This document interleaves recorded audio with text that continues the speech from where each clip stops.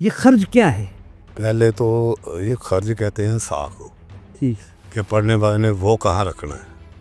सा यानी जो सुरों का सा है। हाँ, पढ़ने वाले को ये देखना चाहिए कि इसकी हाइट कितनी है, अंतरे की कितना ऊपर जा रहा है, उस हिसाब से वो खर्च रखे। ये लय क्या है? अब यानी कि हम दायरे में भी देखते हैं और हमको रिकॉर्डिंग्स में भी देखना पड़ता है कि एक लय रखनी पड़ती है। दायरे में तो खैर बहुत ज़रूरी है। इसके बगैर कुछ नहीं है। जिस कलाम में ये मतलब बीट नहीं भी ना लगा होता, उसकी भी एक टेम्पो होती है, एक लय होती है।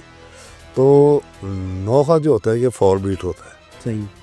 ठीक है, इसमें वो देखना होता है कि इसकी जो लय है ये ज़्यादा रखनी है या कम। जैसे आजकल सारी संगतें पहले हल्की लय रखते हैं, आहिस्ता आहिस्ता, फिर आहिस्ता आहिस्ता वो बढ़ती है। सुर कितना ज़रूरी है कि सुर का होना और सुर की समझ होनी, ये कितना ज़रूरी है? सुर से भी ज़्यादा लय की ज़रूरत है। वो होना बनने में तो सुर भी मेहनत करने से, प्रैक्टिस करने से आ जाता है। सही। लय ऐसी चीज़ है कि आप उस रोड पे जा रहे हो ना, जहाँ आपके पाँव की टेम्पो हल्की सी आगे पीछे हुई, आप गिर जाएंगे। बिल्कुल। ये दिल है जो अल्लाह पाक ने, उसमें भी एक टेम्पो फीड की, कम हो तो हार्ट अटैक हो गई। लय सुर से भी ज़रूरी है।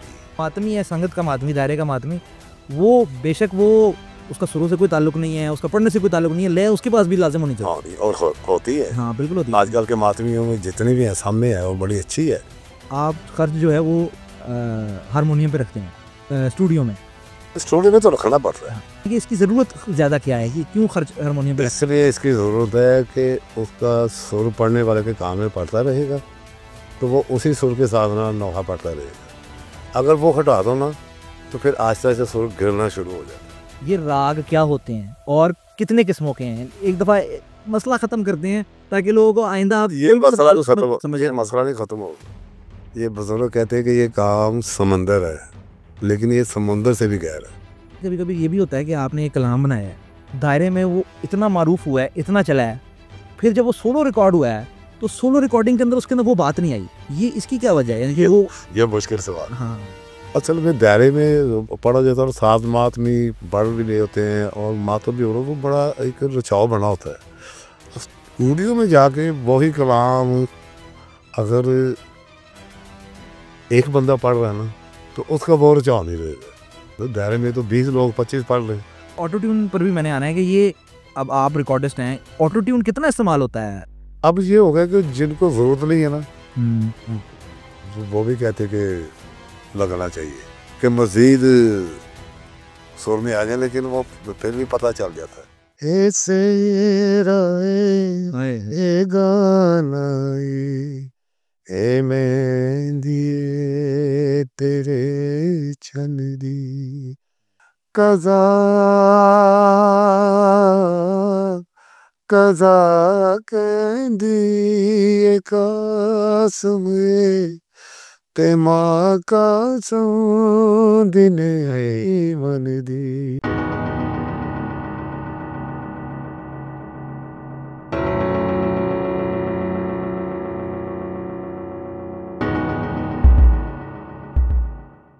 अस्सलाम वालेकुम दोस्तों, तोहफ़ा या अली अलैहिस्सलातु वस्सलाम मदद। मैं फ़ुरकान हैदरी हूँ और आप देख रहे हैं लिक्यातीस।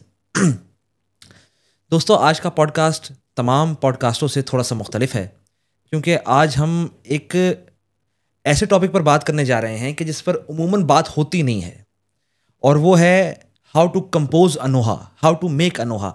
नोहे की तर्जबंदी कैसे बनती है, नोहे की ट्यून कैसे बनती है, मुख्तलिफ जो हमारे यहाँ राइज अल्फाज हैं मैं वो इस्तेमाल कर रहा हूँ। नोहे की बंदिश किस तरह बनाई जाती है, उनमें किन किन चीज़ों को मलहूज़ खातिर रखा जाता है। मिसाल के तौर पर लय क्या है, सुर क्या है, मात्राएं क्या हैं, राग क्या हैं, हर्ज क्या है, इन तमाम ये जो तमाम टेक्निकलिटीज़ हैं, इन तमाम चीज़ों पर बात हम करते हैं जनाब उस्ताद अकबर अब्बास साहब के साथ। और ये उनकी बहुत बड़प्पन है कि उन्होंने हमें फिर से वक्त दिया, और चूंकि मैं इस मौजू पर उनसे बेहतर किसी को जानता नहीं हूँ, मैं उनसे बेहतर किसी को इस काबिल नहीं समझता कि इन मौजूआत पर बात कर सकें, तो इसलिए मैंने उन्हीं को दावत दी और मैंने उन्हीं से इन चीज़ों के मुतालिक बात की है, इन तमाम मौजूआत के मुतालिक बात की है। मैं इंट्रो छोटा रखूँगा, लेकिन मैं यहाँ पर एक डिस्क्लेमर देना बहुत ज़रूरी समझता हूँ। देखें, हम जिन मौजूआत पर बात कर रहे हैं ये आम फहम लोगों के नज़दीक टैबू हो सकते हैं। ये आम फहम लोगों के नज़दीक ये कहा जा सकता है, यार नौहे की बात हो रही है तो सुर की बात क्यों हो रही है, नौहे की बात हो रही है तो लय की बात, रागों की बातें क्यों हो रही हैं, ये तो हराम फेल है।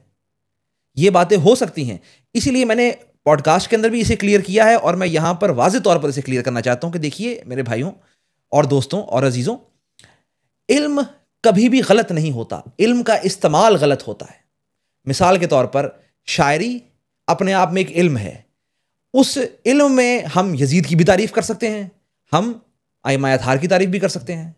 यजीद की तारीफ करेंगे तो जाहिर है वो इल्म गलत हो जाएगा, अपनी तारीफ करेंगे तो भी गलत हो जाएगा। हाँ, हमद करेंगे, नात करेंगे, मनाकिब में, नौहों में, मरसियों में इस्तेमाल करेंगे तो फिर वो ना तो सिर्फ जायज़ होगा बल्कि शायर हुसैनिया, शायरुल्लाह में उसका शुमार भी होगा और उससे सवाब भी मिलेगा।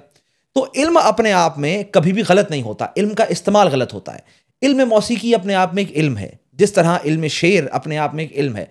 जिस तरह हमें अज़दारी के लिए, ज़िक्र इमाम हुसैन के लिए कभी इल्म खिताबत को इस्तेमाल करना पड़ता है, कभी इल्म मंतिक को इस्तेमाल करना पड़ता है, कभी हमारे जो राइज करदा उलूम हैं, रिजाल, हदीस, तफसीर वगैरह वगैरह, इन सब का इस्तेमाल करना पड़ता है। उसी तरह हमें इल्म उरूज का भी इस्तेमाल करना पड़ता है और उसी तरह हमें इल्म मौसीकी का भी इस्तेमाल करना पड़ता है। ये एक बाहमी हकीकत है, ये एक दायमी हकीकत है और इससे मुंह नहीं मोड़ा जा सकता। ये ऐसे ही है जैसे सुबह सादिक होती है कि जब हम किसी भी तर्ज पर नोहे को पढ़ेंगे, चाहे वो हज़रत दाऊद ने लहन में पढ़ा हो, जाहिर है वो सुर किसी सुर से ही निकला, वो राग किसी राग से ही निकला। और ये तमाम उलूम हमें मासूमीन की तरफ से ही आए हैं, ये तमाम उलूम हमें किसी ना किसी नबी की तरफ से आए हैं।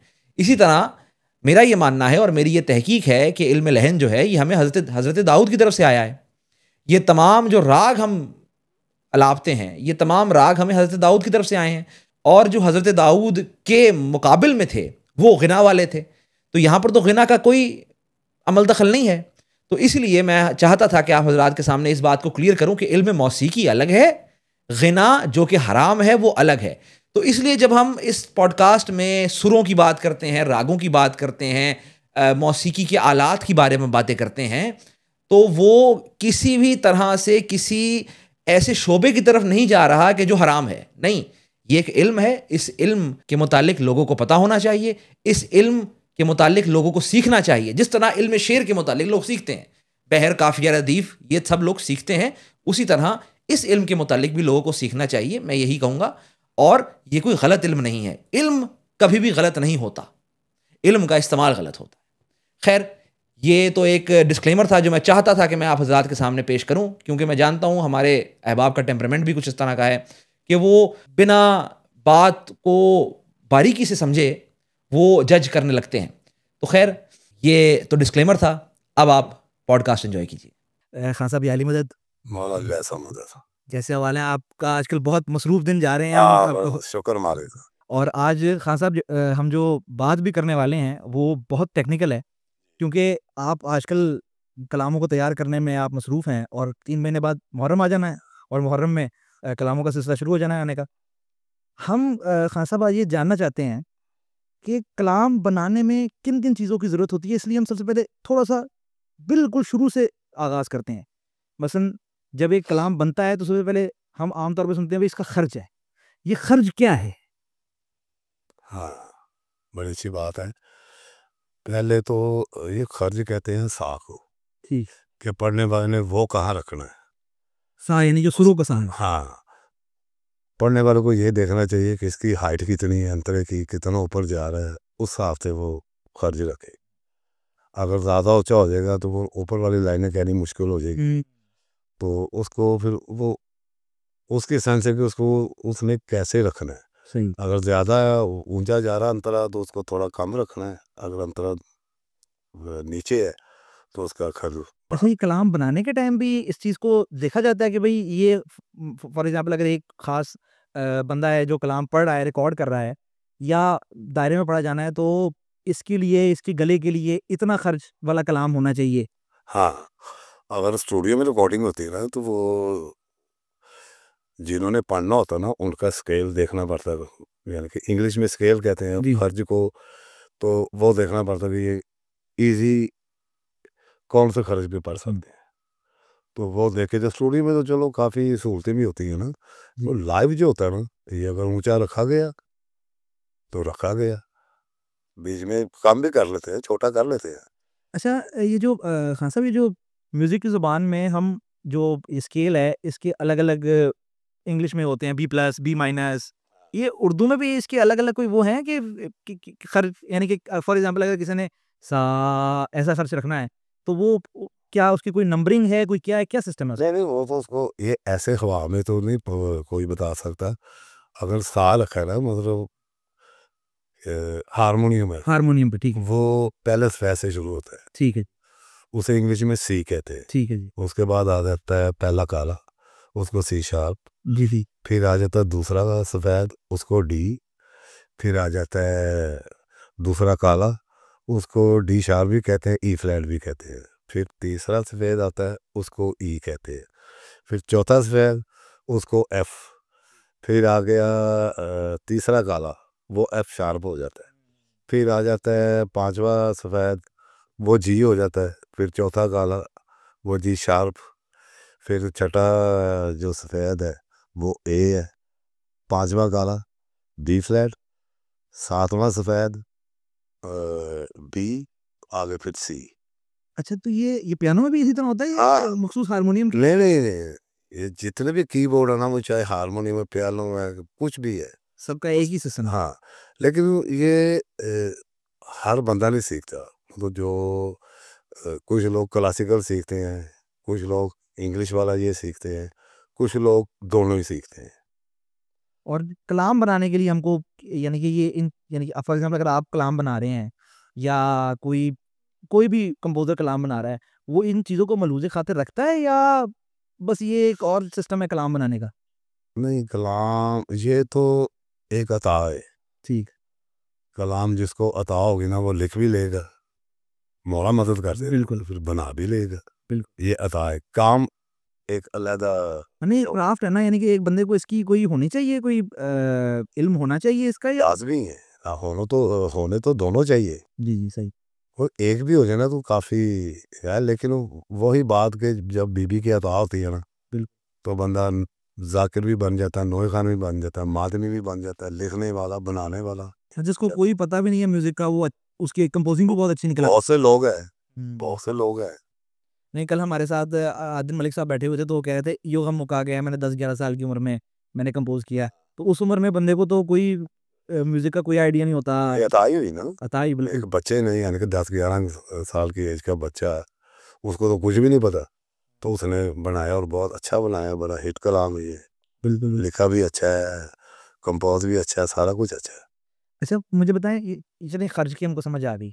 ये लय क्या है? अब यानी कि हम दायरे में भी देखते हैं और हमको रिकॉर्डिंग्स में भी देखना पड़ता है कि एक लय रखनी पड़ती है। दायरे में तो खैर बहुत ज़रूरी है और हमको वहाँ पर भी रिकॉर्डिंग में भी देखना पड़ता ये है। लय, टेम्पो, इसके बगैर कुछ नहीं है। हुँ, जिस कलाम में ये मतलब बीट नहीं भी ना लगा होता, उसकी भी एक टेम्पो होती है, एक जी, लय होती है। तो नौखा जो होता है ये 4 बीट होता है, सही। ठीक है? इसमें वो देखना होता है कि इसकी जो लय है ये ज़्यादा रखनी है या कम। जैसे आजकल सारी संगतें हमारे समेत पहले हल्की लय रखते हैं, जी, आहिस्ता-आहिस्ता, फिर आहिस्ता-आहिस्ता वो बढ़ती है। फिर एक एंड पे काफ़ी वो तेज़ हो जाती है, फास्ट हो जाती है। तो यही लाया, लेकिन ये तो है ना मातम में या मनक़बत में, इसके अलावा और बहुत कुछ है। हुँ। वो मतलब इस फ़ील्ड में उन चीज़ों का काम नहीं है, इसलिए मैं उसका ज़िक्र नहीं कर रहा। नहीं, नहीं, अगर कोई ऐसी बात है जो कि अवाम को समझने वाली है, तो वो आप बेशक नहीं, बता ये अवाम के काफ़ी समझने वाली बात है कि मतलब जो लय रखी है स्टार्ट, जिसको डगर कहते हैं, थोड़ी स्लो शुरू की है, फिर आहिस्ता-आहिस्ता ना उसको बढ़ाना। वो ही लय है कि पहले स्लो है, फिर तेज़ हो गई। अच्छा, दायरे में आप लय रखते हैं, तो लय को स्लो से हम देखते हैं, पहले 10-15 मिनट जो है वो 4-5 अंतरे स्लो लय में पड़े जा रहे हैं। उसको मातमी भी जो है वो सेट हो जाता है, उसमें फिर आप तेज़ कर देते हैं। ये अचानक से, क्योंकि मैंने देखा है, कभी-कभी कोई-कोई नोए ख़ान ऐसे हैं जो एकदम से पता चल जाता है कि भई लय तेज़ हुई है। कोई-कोई इतना स्मूथली लय बदलते हैं कि वो हम अगर पूरा नोहा देख रहे हैं, तो हमको बिल्कुल पता नहीं चलेगा। अगर हम यूट्यूब में देख रहे हैं और पॉइंट ए से पॉइंट बी पे हमने चले गए हैं, तो पता चला कि भई लय तेज़ हो गई है। आजकल बड़ा अच्छा है माशाल्लाह, मातमी बहुत अच्छा है, बड़ा अच्छा मातम कर रहा है। देखो ये कोई ख़ास हम नहीं है जी, जी। मातमी, लेकिन ये ऐसी लय रखते हैं कि मज़ा आता है कि वो जो रख दी है फिर वो अपनी मर्जी से आहिस्ता आहिस्ता बढ़ेगी। हाँ, अच्छा ये लय रखने का काम मातमी का है। ये जो सलार होता है जो दुरूद पर आते हैं ना, असरार वो रखते हैं। सही सही सही, तो नोए खानों का काम नहीं है इसमें। नहीं नो पहले वो रखते हैं तो हम्म, उसके बाद आजकल चला हुआ जी तोड़ के पढ़ना है सही कि मतलब यहाँ से आहिस्ता आहिस्ता ऊपर जाती, जी, फिर नोए खान फिर उसी टेम्पो पे वापस आएंगे हाँ सही। आहिस्ता पे, फिर वो दो चार हाथ दो चार साइए बोल के फिर आहिस्ता आहिस्ता वो कंट्रोल में आ जाते। मातमियों का हाथ भी बैठ जाता है हाँ, और फिर वो बेशक आधा पौना घंटा उसमें मातम करते रहे, जो सलार टूटता होते हैं नहीं, वो थोड़ा सबको हैंडल करते हैं, सारा कुछ टूटता नहीं, करते हैं। हाँ, कलाम टूटता नहीं। ये होता है। कई हमारे जाकिरीन भी हैं और कई हमारे मनकबत खान वही खान है शौकिया शौकिया पढ़ते हैं, उनको ना सुर का अंदाज़ा है ना लय का अंदाज़ा है, बस वो इबादत कर रहे हैं और पढ़ी जा रहे हैं। यहाँ पर सुर कितना ज़रूरी है कि सुर का होना और सुर की समझ होनी, ये कितना ज़रूरी है? सुर से भी ज्यादा लय की जरूरत है। सही। लय जो है ना वो होना बनने में तो सुर भी मेहनत करने से प्रैक्टिस करने से आ जाता है। सही। लय ऐसी चीज़ है कि आप उस रोड पे जा रहे हो ना, जहाँ आपके पाँव की टेम्पो हल्की सी आगे पीछे हुई आप गिर जाएंगी। बिल्कुल ये दिल है जो अल्लाह पाक ने उसमें भी एक टेम्पो बिल्कुल फीड की है। बिल्कुल बड़े तो जी हार्ट अटैक हो गया, बिल्कुल कम हो तो हार्ट अटैक हो गया, लय सुर से भी ज़रूरी है। बिल्कुल। तो अगर दोनों चीज़ों ये आ जाएँ तो फिर तो कमाल ही है। अगर ठाप नहीं भी है रिकॉर्डिंग में, हाँ, उसमें भी लय की ज़रूरत है। लेकिन वो भी एक फ्लो में ही होता है, वो भी एक लय में ही होता है, मतलब कोई सलाम पढ़ रहा है। हाँ, मेन सलाम का मामला है क्योंकि सलाम अक्सर जो पढ़ा जाता है वो कभी स्लो हो जाता है, कभी तेज़ हो जाता है, या मरसिया जब पढ़ा जाता है, जो हमारे पुराने तरीक़ाकार था मरसिया पढ़ने का, हमारे पुराने लाहौर में या अभी कराची में भी चल रहा है, उसमें कभी वो स्लो हो जाता था, बीच में रुक जाता था, फिर तेज़ हो जाता था, हाँ, तो उसमें भी लय ज़रूरी है। वो लय चल रही होती है। हाँ, लफ्ज़ों में जो लय होती है, टेम्पो होती है। जिस तरह शायरी में वज़न होता है, ज़्यादा होता है बैर जिसे कहते लहर हैं, जिसे कहते हैं। कहते हैं टेम्पो में आनी चाहिए। टेम्पो से बाहर हो तो कंपोज़ होना मुश्किल हो जाता है। सही। ऐसे लय सबसे ज़रूरी है। आप देख लें कई कई पूरे वर्ल्ड में कोई मातमी अचानक ही बीच में मातम करना शुरू कर दो, जिसको लय का ही नहीं पता होता, सब मातमी उसको हाँ, हाथ जोड़ के कहते बिल्कुल। हैं कि यार तुम बाहर चले जाओ। हाँ, बिल्कुल, बिल्कुल, बिल्कुल, मैंने होता है। देखा है, अक्सर हम ज़ियारात पे जाते हैं तो कई ऐसे मातमी होते हैं जो कि अमूमन दायरे के मातमी नहीं होते, संगत के मातमी नहीं होते, तो उनकी आवाज़ बिल्कुल अलग से आ रही होती है। हाँ, तो वो फिर डिस्टर्ब करते हैं। बिल्कुल सही। तो उसको फिर मातमी ये सारे कहते हैं कि यार आपकी मेहरबानी, आप या ना करो या कहीं आगे चले जाओ। हाँ, या कोई दूसरे पीछे वाले दायरे पे चले जाओ या हाँ, ऐसे कर वो लो ताकि हाँ, मेन दायरे पे जो है उसका टेम्पो चलनी चाहिए, कोई भी दायरा हो ना वो टेम्पो एक जैसे रहनी है। जहाँ किसी ने गलत हाथ मारा तो खराब। टेम्पो खराब, पूरी दायरे ही खराब हो जाती है, नूहे खान बेचारे कन्फ्यूज़ हो जाते हैं। हाँ, लेकिन फिर भी ना लोग वो जो गलत हाथ मारता है ना उसको ही समझाते हैं कि यार सारे ये 200-300 लोग मातम कर रहे हैं तो तुम्हारा अलहदा ही आ रहा है, नोए खान भी डिस्टर्ब हो रहे हैं, हम लोग भी डिस्टर्ब हो रहे हैं, तो आप ज़रा ना कहीं दूर चले जाओ। यानी कि इसमें इतनी टेक्निकलिटी है कि चलो पढ़ने वाला है, जो रिकॉर्ड करने वाला है या दायरे में पढ़ने वाला है, उसको भी लय की समझ होनी चाहिए, हाँ, और जो मातमी है, संगत का मातमी, दायरे का मातमी, वो बेशक वो उसका शुरू से कोई ताल्लुक नहीं है, उसका पढ़ने से कोई ताल्लुक नहीं है, लय उसके पास भी लाज़िम होनी चाहिए। हाँ, नहीं और होती है। हाँ, बिल्कुल होती है। आजकल के मातमियों में जितने भी हैं सब में है और बड़ी अच्छी है। सही है। ये भी ये मौला की अता है बिल्कुल जी, बिल्कुल। कि कहाँ मातम स्लो शुरू हुआ फिर तेज, या कई मातम अस्ताली तेज से ही होते हैं। हाँ जी, बिल्कुल। तो वो भी तेज में तो वही वो जम जाता है ना, भी उससे तेज क्या होना है। बिल्कुल। तो ये जो स्लो वाले ये आहिस्ता आहिस्ता वो ऊपर करते साथ नोहे खान के साथ मिलते जाते हैं।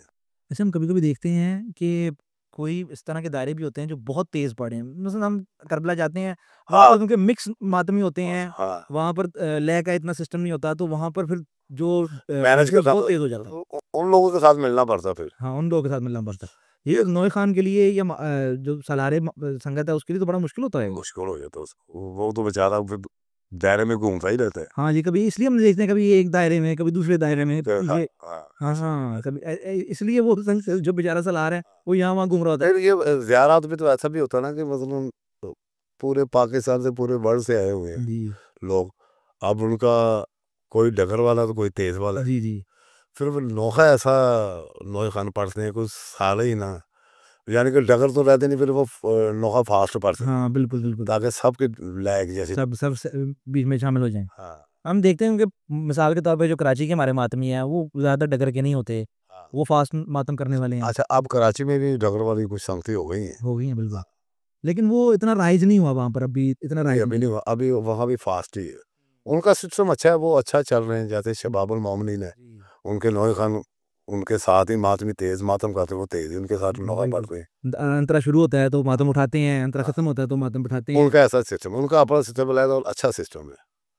हर शहर का अपना अपना सिस्टम। जी बिल्कुल बिल्कुल जी। चलिए लय पर हमने बात कर ली, हमने इस पर सुर पर बात कर ली, हमने टेम्पो पे बात कर ली। जर एक एक करके हम थोड़ा थोड़ा करके समझते रहते हैं, क्योंकि कंपोजिंग के अंदर, नोहा बनाने के अंदर बड़े वो हैं टेक्निकल मामले हैं। अब मुझे बताएं, हम उमूमन देखते हैं, जिन्होंने नहीं देखा उनको नहीं पता, लेकिन हम देखते हैं, हम फील्ड से मंसूब हैं। आप खर्च जो है वो हारमोनियम पे रखते हैं स्टूडियो में। स्टूडियो में तो रखना पड़ता है। हाँ। अगर स्टूडियो में मिसाल नहीं, मुझे समझाएं कि इसकी ज़रूरत ज़्यादा क्या है, कि यानी कि स्टूडियो में आप क्यों खर्च हारमोनियम पे रखते इसलिए इसकी ज़रूरत है कि उसका सुर पढ़ने वाले के कान में पड़ता रहेगा, तो वो उसी सुर के साथ ना नोहा पड़ता रहेगा। अगर वो हटा दो ना, तो फिर आहिस्ता आहिस्ता सुर गिरना शुरू हो जाता है। हैं? लेकिन जो नुह इसलिए पे वो पढ़ रहे हैं वो इतना तो कारीगर है कि वो पढ़ ले। नहीं, ये पता नहीं चलता, कोई भी हो, हाँ हमारे समेत भी, सही सही। कि जब ये इंस्ट्रूमेंट निकले किस लिए, कि ये सिर्फ सपोर्ट दे रहे हैं कि भाई जो मसलन हमने डी मेजर स्केल रखा है, तो वो साथ चल रहा होगा ना, तो वो पढ़ने वाला डी मेजर में ही इजी पढ़ता रहेगा। डी मेजर मतलब कि दूसरा सफेद खर्च हो गया, ठीक ठीक। तो वो पढ़ रहा है, उसको सुर मिल रहा है। तो जब वॉल ही होगा ना, उसका सुर ना कम होता जाएगा, और ये होता है। क्योंकि रिकॉर्डिंग के दौरान वो बेचारे को नहीं समझ आएगी कि भाई मैंने पहला अंतर, किसी को भी नहीं, किसी को भी नहीं आएगी, और बहुत वो क्योंकि मुश्किल है। रिकॉर्डिंग के अंदर तो ये होता है ना कि आप पिछला अंतर दोबारा सुन के दोबारा कर लेते हाँ हैं, हाँ, उसमें भी मसला बनता है कि सुर सुर के बगैर तो नहीं है। वो जो आंस होती है ना सुर की, वो कान में आती रहेगी, तो वो सुर में बढ़ता रहेगा। अच्छा ये वैसे इतना कमाल बात है। अब हम क्योंकि इस यानी कि पढ़ने पढ़ाने की और स्टूडियो रिकॉर्डिंग की फील्ड से नहीं मंसूब, लेकिन हम भी फॉर एग्जाम्पल गाड़ी में कोई नोहा लगा हुआ है, हम साथ पढ़ रहे हैं, तो हम भी फिर उसी स्केल में पढ़ रहे होते हैं। ये यानी कि इसलिए ये ऑटोमेटिक है। वो तो मतलब हारमोनियम के साथ रिकॉर्ड हो गया होगा, जी जी जी तो आप गाड़ी में लगा के पढ़ रहे हो, तो वो पढ़ रहे, वही आप पढ़ रहे हो, आपके लिए वही हारमोनियम है। बिल्कुल सही सही सही। आप तो उससे नीचे ये ऊपर नहीं पढ़ और सकते। हमको पता भी नहीं चलता कि हम जो है वो सुर में पढ़े हैं, लेकिन क्योंकि वो साथ चल रहा है तो हम वो पढ़ी जा रहे हैं। उसके साथ मैच मैच बात मैच कर रहे हैं। मैच कर रहे हाँ, हैं। तो ऐसे ही वो सुर के साथ, वो जिसका आप सुन रहे हो वो भी सुर के साथ मैच करके स्टूडियो में, तो फिर उसने रिलीज की है। और जैसे ही वो गाड़ी में कभी पॉज हो जाता है तो जो पढ़ रहा होता है उसका सुर कहाँ का कहाँ एकदम से चला जाता है, ये बात पता नहीं चलता। वो जरूरी है। हारमोनियम में आपने एक सुर जो है वो सेट कर लिया हाँ, कि रेंज होती है, रेंज रेंज हर आप। बंदे की गले की रेंज होती है। अच्छा चलिए, ये तो आगाज तो आपने सेट कर लिया है।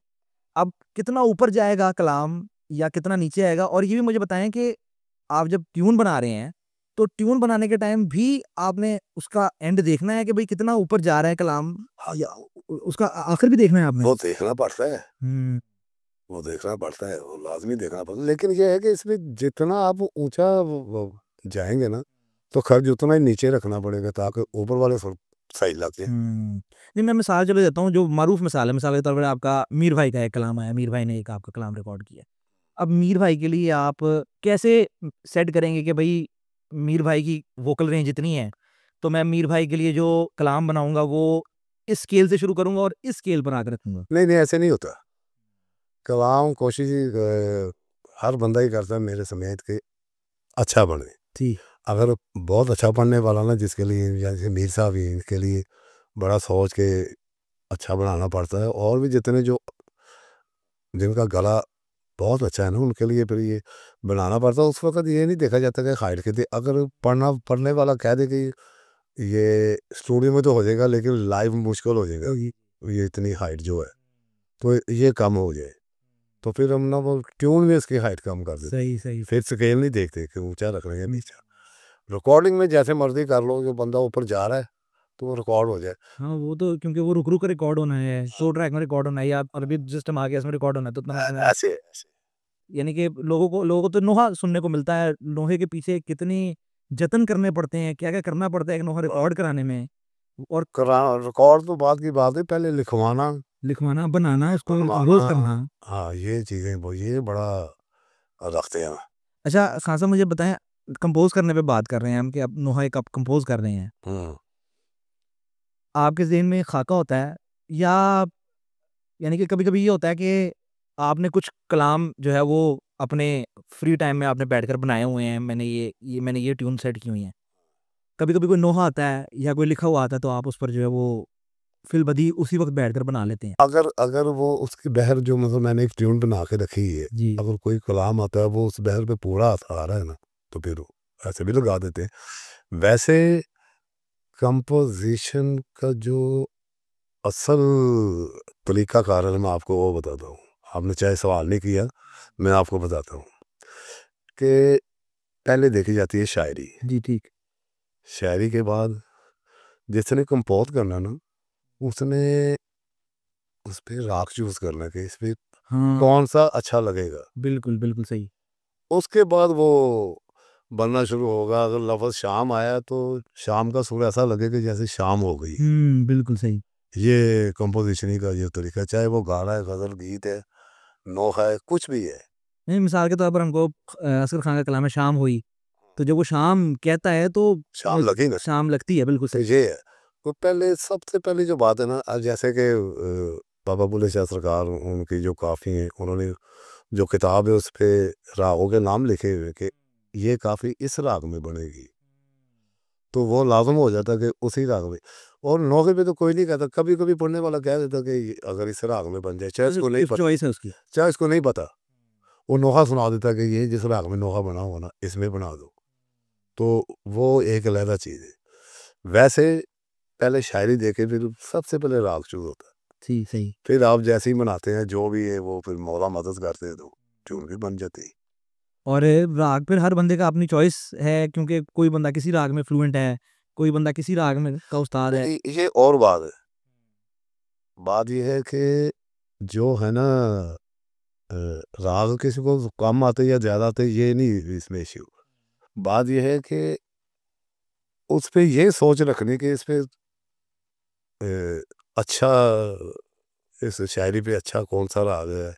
राग तो सारे अच्छे हैं, कि यानी कि कौन-सा राग चूज़ करना है कि जो उसमें जितना उसके नॉलेज में है, हाँ, इसका राग का इल्म जितना उसके नॉलेज में है, वो उसमें फिर यानी वो जितनी उसकी पटारी में है, फिर उतना वो सोचता है कि मैं इसमें कौन सा फिट करूँ। अच्छा खान साहब, बहुत ही सादा सवाल, यानी कि आम लोगों के लिए सादा नहीं होगा, लेकिन बहुत नीचे करके मैं पूछ रहा हूँ, ये राग क्या होते हैं और कितने किस्मों के हैं? एक दफ़ा मसला ख़त्म करते हैं, ताकि लोगों को आइंदा आप ये मसला तो खत्म समझ ये मसला नहीं खत्म होगा। ये बुजुर्ग कहते हैं कि ये काम समंदर है, लेकिन ये समुंदर से भी गहरा है। अच्छा, अच्छा। ये तो बहुत मुश्किल है बताना कि कितने हैं। किसी को 2 याद है, किसी को 10 है, किसी को 20 है। बाकी वो लोग दुनिया से चले गए जिनको 200-300 याद था या 500 याद था।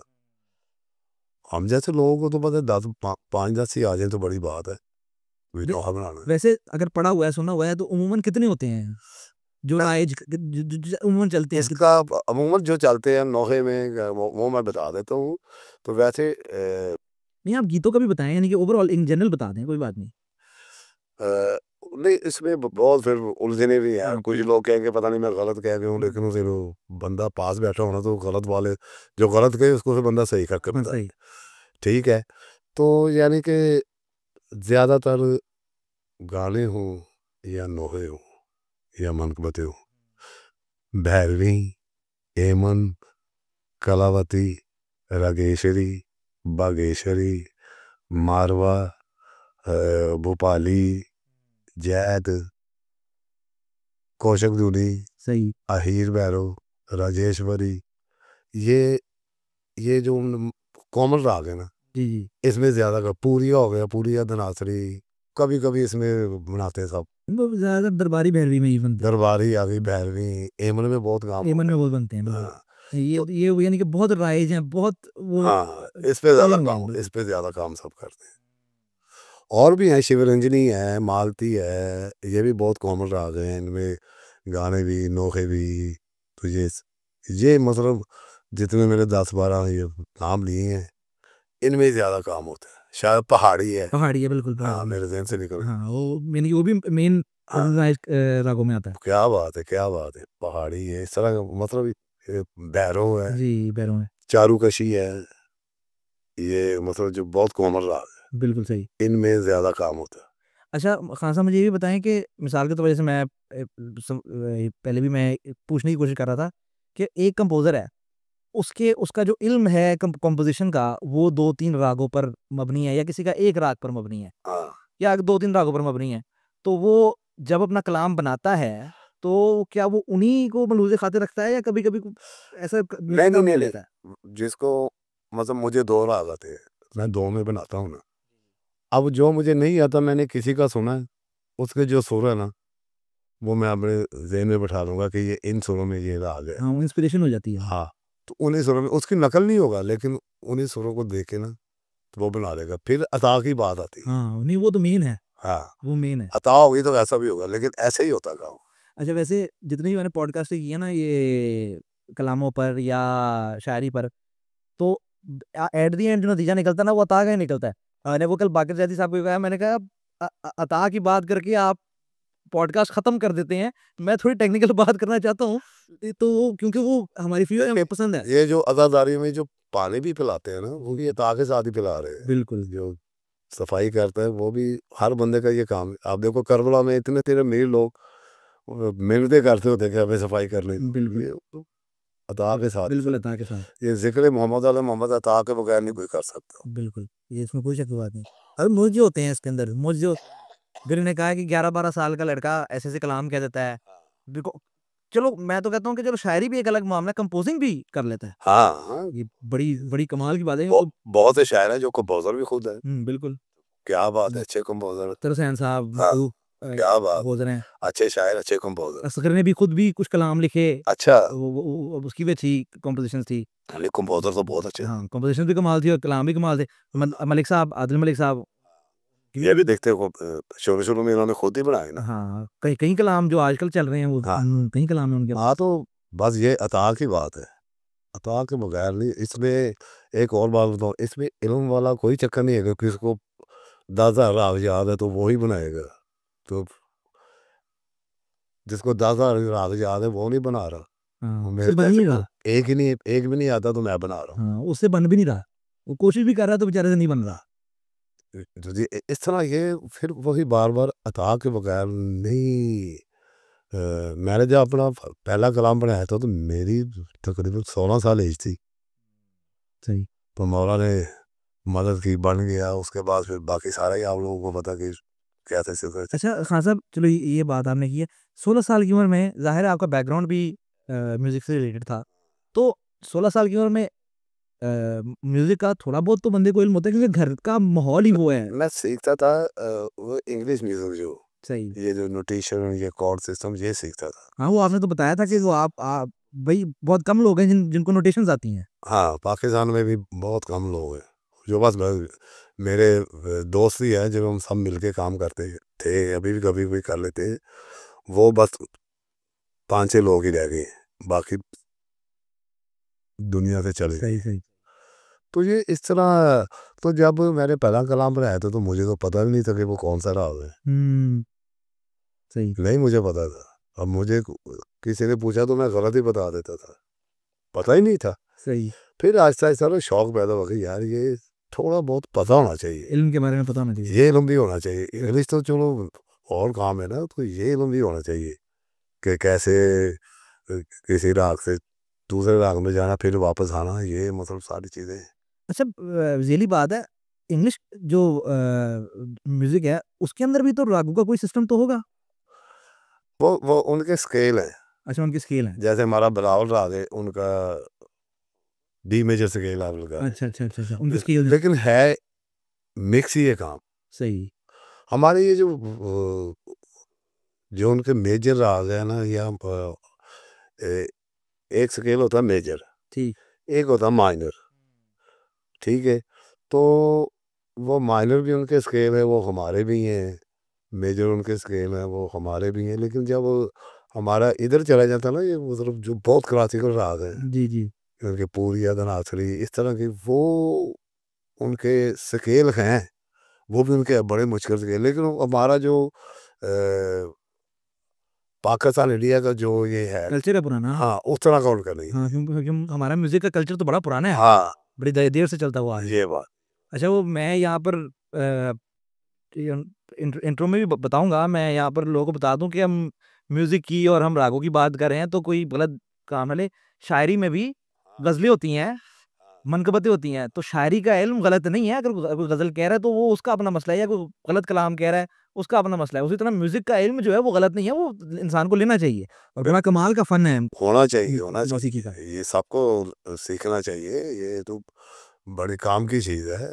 बंदा खुद ही गुनगुनाता रहे, बंदे को पता हो कि मैं क्या गुनगुना रहा हूँ, तो बड़ा मजा आता है। बिल्कुल सही, बिल्कुल सही। आपने एक कलाम बना लिया हम्म, और आप कह रहे हैं कि जो है वो शायरी देखकर हम कलाम बनाते हैं। हाँ। अब कलाम बनाने के बाद उसको खूबसूरत भी किया जाता है, वो क्या प्रोसेस है, मुझे बताएं जरा, कि वो उसमें आपने कहा कुछ मिक्स करना है, चलो मिक्स करने से पहले ही उसको किस तरह खूबसूरत किया जाए? पहले तो वो तो मसाला साली बनता है ना, जी जी। फिर उसको यानी कि चारों तरफ से ना चेक मैं करता हूँ, और लोग भी करते होंगे ऐसे चेक कि करने का तरीका क्या है? चेक ये कि उसको बार बार पढ़ना, सही। तो देखना इसमें कोई कमजोरी तो नहीं है, इसमें कोई चीज ऐसी तो नहीं कि वो ठीक नहीं लग रही, या बार बार पढ़ने से ये भी होता है कि यार इससे अच्छा कर सकते हैं, सही। तो ऐसे अक्सर होता है। जैसे आपने कहा था कि गाने का उनसे तो नहीं आ रहा बीच में, ये क्योंकि मुझे देखना पड़ता है। जब बंदा बनाता है ना, तो फिर बंदा बार बार खुद ही ना अपनी संगत को भी सुनाने से पहले ना खुद बार बार देखता है कि यार इसमें कुछ मजीद बेहतरी आ सकती, अगर नजर आए तो मजीद बेहतरी कर लेते हैं। फिर संगत में जाते हैं तो वहां तो बड़ा डर के सुनाना पड़ता है। वो तो जिसको नहीं भी ना पता वो कह रहा है नहीं नहीं नहीं नहीं। यानी जब एक आप स्थायी आपने बना ली है, तो उस पर फिर और दोबारा फिर से काम होता है। मैं काफी देर ना मतलब उसको पढ़ता रहता वो हूँ फाइनल यार, रहता है। कि शायद कोई इससे भी अच्छी हाँ, कोई ऐसी जगह दरमियान में आ जाए। आ जाए जो इससे भी अच्छी हो जाए, तो फिर वो मौला मदद करते हैं, कुछ ना कुछ हो ही जाता है। यानी कहने का मतलब है कि स्थायी एक बन गई, उसके बाद वो फिर रिफाइन होती रहती है। और मतलब उसको फ्रंट से भी देखना है, बैक से भी देखना है, लेफ्ट राइट से भी देखना है कि ये चारों कोने में कैसी लग रही है। तो अगर उसमें कोई अच्छी चीज नजर आई तो उसको थोड़ा चेंज कर लिया, इस तरह करके। ऐसे ही सालनी ऐसे ही अंतरा कहीं यार। हाँ, फिर अंतरे में भी वही मामला है हाँ, इसका। कि ज्यादा हाइट तो नहीं जा रही, अगर कभी को दायरा बड़ा हुआ तो ऊंचा सो रखा गया तो ये हम पढ़ पाएंगे। चीख निकल जाएगी। हाँ, वो भी बार बार देखना, फिर उसको भी कोशिश करते कि ये थोड़ा नीचे हो जाए। अच्छा, कभी कभी कोई कोई इस तरह के कलाम होते हैं कि अगर फॉर एग्जाम्पल आपका वहां पर चीख ऊंचा खर्च जा रहा है, तो वो कलाम उसी में अच्छा लग रहा है, आप नीचे करेंगे तो कलाम की अंदर से वो जो वो सारी ना फ्लैट हो जाती अदादारी की ना अदादारी की ना फ्लो टूट जाती है, फ्लोर टूट जाती है। क्योंकि आप मिंबर पे बैठ के आप कर सकते हैं सही। कि यार ऊंचा हो गया छोटा कर ले, या छोटा हो गया बड़ा कर ले। जब आपने बारगाह में या रोड पे जब आप नौका शुरू करेंगे ना, उससे पहले बड़ा कोई सोचना पड़ता है कि यार बुरा लगेगा कि हम इसको स्केल छोटा करें या बड़ा करें, माथों भी टूटेगा, फ्लो भी टूट जाता है। फिर कोशिश ये करते हैं कि यार जहाँ तक इसकी हाइट है, इसका खर्च भी उस तरह का रखें कि ये हाइट हम आराम से बगैर चीख चबाने से ना मातम में भी कैपेसिटी देखनी पड़ती है कि कितनी खर्च पर ये मातम कर सकते हैं, इनकी क्या कैपेसिटी है। फिर ये भी देखना पड़ता है कि हम ज़्यादा अगर ऊंचा खर्च रखते हैं तो मात भी कह पाएंगे। कई लोग इसी तरह भी फ्लॉप हो गए कि वो मसला बहुत ऊपर चला गया, मातमी से कहा ना गया, वो खामोश हो गए, कलाम बैठ गए। क्योंकि वो जो डगर का स्टाइल चल रहा है उसमें तो मातमी जवाब देता है ना, या जवाब देता है वो हाँ, डगर का स्टाइल। ये भी सोचना पड़ता है कि इतनी मसला जो है स्थाई जिसे कहते हैं, इसकी हाइट इतनी होगी जो मातमी इजी बढ़ सके। यहाँ पर ये भी देखना पड़ता है, मैं ये कहना चाह रहा हूँ कि इतना मुश्किल काम है, यहाँ पर मातमियों का पढ़ना भी देखना पड़ता है। देखना पड़ता है कि वो कितना मुश्किल पढ़ सकते हैं, कितना इजी। वैसे मतलब इजी होना चाहिए, क्योंकि मातमी म्यूजिक के साथ तो नहीं उनका कोई ताल्लुक। जैसे हम वहीद के मतले देखते हैं, वो इतने आसान हैं हाँ, कि वो हर आता जाता हुआ शख्स जिसको सुर का कोई पता नहीं है, वो पढ़ रहा है और वो बड़ी आसानी से पढ़ा जा रहा है। ऐसा ही होना चाहिए, मतलब इजी होना चाहिए जो लोगों के मुंह पे चढ़े। अगर मसलन डगर का मामला ना भी हो, तब भी मतला आसान होना चाहिए। आसान होना चाहिए, तो कोई मातमी मातमी कोई दर्जी है, कोई जॉब करता है कहीं, कोई रेडी लगाता है, ये इस तरह के, तो उनको तो म्यूजिक का नहीं ना पता, लेकिन ऐसा हो कि वो आराम से आगे जो बैठा हुआ शख्स भी अगर घर में भी नोहा पढ़ रहा है तो आसानी से पढ़ ले। आप देख रहे हैं नोए खान 15-20 खड़े हैं, जी माज भी 200 खड़ा है। नोए खानों ने मसला बोला जब 200 बंदा आवाज देगा ना उसका रचौई और हो जाएगी। जी बिल्कुल तो बिल्कुल। ये भी जरूरी है कि ऐसी हो कि मात भी आराम से उसको पकड़ ले। ये तो बहुत बड़ी आप बात कर रहे हैं कि बंदे को चलो 20 नोहे खानों का इसका स्केल देखना है, उनकी कैपेसिटी देखनी है, साथ 200 मातमियों की भी कैपेसिटी देखनी है कि ये ठीक से पढ़ लें। हाँ, जब फिर रचाव ज्यादा, जब मातमी जवाब देते हैं ना नोहे का, वो फिर 15-20 लोग कहा 200-250 लोग, तो जो वो सजा देते हैं ना नोहे की, वो बहुत बचाव करते हैं। बड़ी बात है ये तो। और ये मैं तो ये सोच सोच के हैरान हो रहा हूँ कि कितना मुश्किल काम है कि इतनी सादी आपने स्थाई बनानी है और उसके अंदर भी फिर आपने आस रखनी है, उसके अंदर भी अपना क्राफ्ट पूरा रखना है कि वो बुरा ना लगे, फ्लैट ना और लगे, हाँ, और शादी भी और मजेदार, मजेदार भी हो, बिल्कुल वो जो असर दिल को करे, लगे, दिल को असर। दिल को लगे, असर करे। मुझे ये तो बहुत मुश्किल काम है। ये वही है कि वो कहते हैं कि मिठाई बनती ना देखे, हाँ हाँ हाँ। जब वो लग जाती है ना दुकान पे तो वो बहुत प्यारी लगती है। इसका भी यही हिसाब है, जब बनता है ना पता नहीं क्या क्या करना होता है यार, यहाँ से चेंज कर दो, यहाँ से दोबारा ऐसे कर दो, तो फिर जाके फिर कोशिश ये करते हैं कि आवाम को पसंद आ जाए। अच्छा खान साहब मुझे बताएं, मिसाल के तौर पे आपने एक कंपोजिंग बनाई है, कॉम्पोजिशन बनाई है, अब आपने संगत के सामने रखी है, तो उनकी सजेशंस भी आप लेते हैं कि यार ज़रूरी ये है, रख लो? बहुत ज़रूरी। मैं कभी माइंड नहीं करता। मैं जिसको भी मतलब वो बाहर के मुल्कों में भी कलाम बना के भेजता हूँ ना, उसे मैं बार-बार कहता हूँ कि यार तूने शर्माना नहीं है। ना पसंद है फ़ौरन मुझे मैसेज कर ले कि नहीं जी पसंद है, ये चेंज कर दे। और लोग मतलब चलो मेरी एज भी है, बड़ा भी हूँ, तो लोग तो थोड़ा-सा घबराते भी हैं, लेकिन मैं खुद कहता हूँ कि यार बेफ़िक्र होके मुझे बताओ कि अगर पढ़ने वाला खुश नहीं है तो मैं ज़बरदस्ती तो नहीं ना उसको। तो इस तरह संगत में भी है, कोई कुछ भी कह देता है, यहाँ से चेंज कर दे लाइन, वो और ज़्यादा मसले बन जाते हैं, लेकिन करना पड़ता है। फिर वो वन मैन शो नहीं रहता ना, फिर वो हाँ, आगे सबने पढ़ना है तो फिर सबको साथ तक चलना है। सबकी माननी पड़ती और फिर है। रिकॉर्डिंग में भी फिर मिसाल चले रिकॉर्डिंग की तरफ आते हैं, हाँ, आपने एक कलाम बनाया है और स्टूडियो में बैठा हुआ है जो शख्स पढ़ने वाला है, वो उससे वो जगह नहीं ली गई, वो पढ़ा नहीं गया, तो फिर वहीं पर बैठ के आपको चेंज करना पड़ जाता है। हाँ, मैं कभी किसी को ना मतलब तंग करने की कोशिश नहीं करता। ना किसी से पढ़ा जाए, तो मैं ये नहीं कहता कि आपसे पढ़ा नहीं जा रहा। मैं कह रहा हूँ यार ये मुझे ज़्यादा अच्छी लग रही है, मैं चेंज करवा रहा हूँ, तो मैं वो करवा देता हूँ। हाँ, क्योंकि आप तो खुद रिकॉर्डिस्ट में यहाँ बैठते हैं आप। मैं उनको कहता ही नहीं कि यार आपसे कहा नहीं जा रहा। और एक और चीज़ बताऊँ, जो कहा ना जाए वो काम ही ठीक नहीं होता। बिल्कुल सही, बिल्कुल ठीक, क्योंकि आपको फिर वही वाली बात जो आपने पहले की है कि सादा होना चाहिए, आवाम के कैपेसिटी के मुताबिक होना चाहिए हाँ, ताकि वो भी पढ़ लें। और अगर एक पढ़ने वाला बंदा पढ़ नहीं पा रहा तो फिर आवाम किस तरह उसको पढ़ सकेगी? ये बात है। वो ट्यूनें नहीं ठीक होती जो पढ़ी ना जाए। अच्छा हम आपस की बात करें तो हमको तो कभी-कभी ऐसी ट्यूनें पसंद आती हैं जो थोड़ी-सी टेढ़ी हों। हाँ, टेढ़ी लोग बनवाते हैं। टेढ़ी टेढ़ी का मतलब ये है कि भई थोड़ी-सी किसी मोमिन गुंजलक वाली हो। किसी मोमिन को तंग करने वाली बात। लेकिन वो गुंजलक वाली हमको आपस में हमको पसंद आती है क्योंकि हम वो क्राउड से मंसूब हैं तो हमको हाँ, थोड़ी गुंजलक वाली पसंद आती हैं। हाँ, वो भी होनी चाहिए, लेकिन उसकी इतनी को होनी चाहिए कि जो जिसको मात भी पकड़ ले। बिल्कुल सही। मात भी पकड़ेगा तो कलाम आपका सही यानी रहेगा। एक तरफ वो अपनी इंसान जो कंपोज़र है वो अपनी कारीगरी भी दिखाए और साथ उसको सब देखते-देखते मात भी कोई रखे ले। आदमी को भी हाँ, ख्याल रखे। ये बात है, ये ये है ना, काम है। इतना ये पुलिस रात है जिसमें आपने अब चलना पड़ता है कि भाई मैंने ये इस घर को भी पूरा करना है, इस घर को भी पूरा करना है। ये काम है कि मतलब वो मुश्किल भी लगे, लेकिन ऐसी मुश्किल हो कि जो मादमी आराम से पकड़ ले। अगर मादमी नहीं पकड़ेगा तो वो नौका बैठ जाता है, हुँ। वो खत्म हो जाता है। और अगर सोलो रिकॉर्डिंग हो रही है तो फिर उसमें भी इन चीज़ों को देखना पड़ता है। नहीं, सोलो में नहीं। सोलो में आप क्योंकि वो रुक-रुक के रिकॉर्ड करना पड़ता है तो बंदा पढ़ ही लेता है। लेकिन सोलो लोगों पर मातमी तो उन लोगों पे मातम बहुत कम लोग हैं जिन पे मातमी ने मातम की है। वो तो फ्रेश कलाम पे मातम करते हैं। अच्छा हाँ जी, कभी-कभी ये भी होता है कि आपने एक कलाम बनाया है, दायरे में पढ़ा गया है, दायरे में वो इतना मारूफ हुआ है, इतना चला है, फिर जब वो सोलो रिकॉर्ड हुआ है, तो सोलो रिकॉर्डिंग के अंदर उसके अंदर वो बात नहीं आई।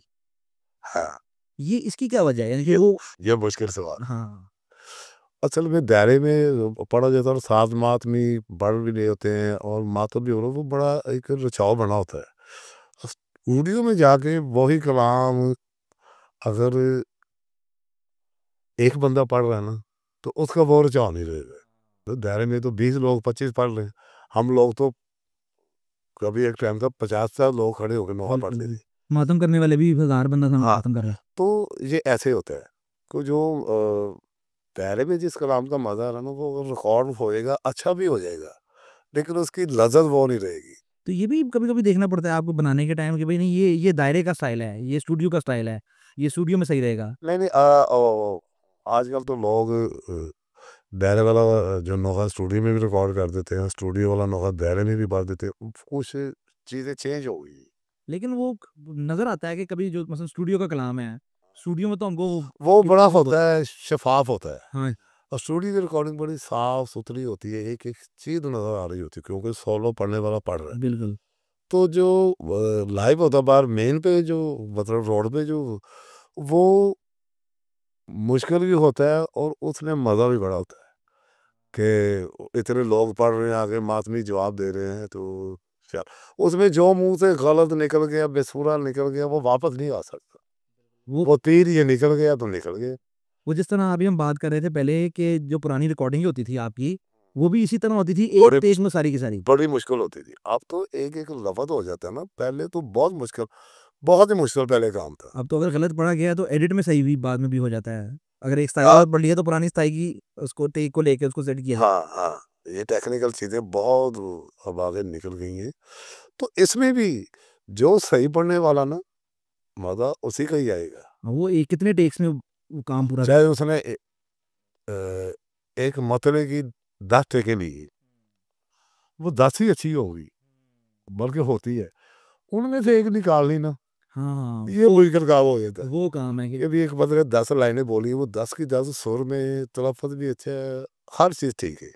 अब उसमें से एक निकालनी, ये ज़रा मुश्किल काम। ये रिकॉर्डिस्ट का काम है कि वो या ना, ना, उसका ना, काम है, ना, ना, ना, ये कंपोज़र का या पढ़ने वाले का काम पढ़ने है। वाले का काम है और सर। पढ़ने वाला भी हो जो सेंसिबल है। हाँ, नहीं तो पढ़ने वाले का तो मसला ही होता है ना, उसको तो हर अपना पढ़ा हुआ भी कभी-कभी अच्छा लगता है, तो ये दूसरा जो बंदा बैठा होगा, कंपोज़र बैठा होगा, वो उसका मेन काम होगा हाँ, कि वो उसमें से निकाले कि भई इसके अंदर लेकिन कौन लेकिन काफ़ी पढ़ने वाले जो बहुत 10 लाइनों में से 1 लाइन बहुत अच्छी चूज़ करते हैं, जो हर लिहाज़ से ठीक होती है। जो ऐसे भी पढ़ने वाले हैं। हाँ, बिल्कुल यानी कि जो ब ब बड़े बुज़ुर्ग हमारे पुराने पढ़ने वाले हैं, मीर भाई हैं या शाहिद भाई हैं, हाँ, जो कि इस क्राफ़्ट को भी बहुत अच्छी तरह समझते हैं। हाँ, ये देख लेते हैं कि 10 में से कौन-सी लाइन बहुत अच्छी है, ये बहुत बहुत बारीकी। बारीक-बीनी से देखना पड़ता है। हाँ, यानी कि हम आप आम तौर पर हम शायरी के बारे में बात कर लेते हैं क्योंकि वो एक फिर भी थोड़ा राइज इल्म है।